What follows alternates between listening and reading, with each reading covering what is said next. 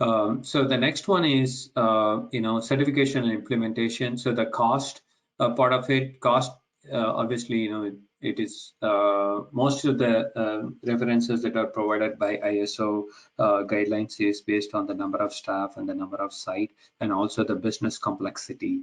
What kind of systems you may have, cloud-based, hybrid, and hosted, and all the stuff, and also the scope of the engagement, whether you want to include your international sites in place, and like you want to include like all the systems and whatnots, right? So, and then what kind of other certification and things you have, so that it also depends on that.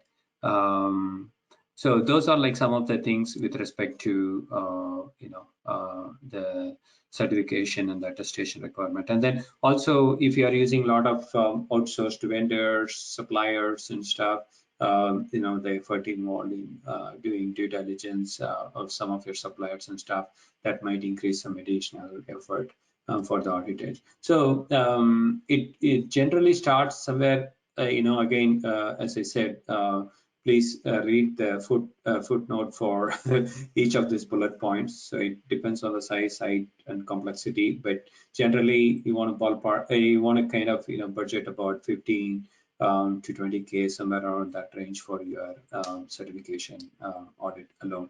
The implementation is something that I'm not covering here at all. So the implementation might be, since the assumption here is, since we will be doing the certification, we will not be involved in the implementation. If it is implementation, you probably want to budget somewhere around the same ballpark, since it takes about a good 3-4 weeks for the implementation as well.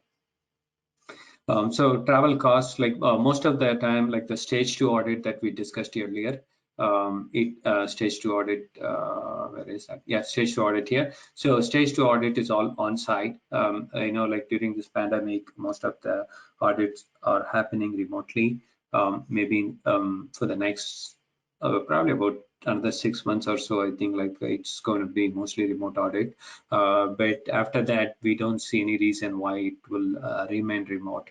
So it is probably going to be on-site audit for during the non-pandemic time. So that is the recommendation. In fact, like we need to get a special exemption for 100% remote audit. For more information, click on the link below or visit databrackets.com.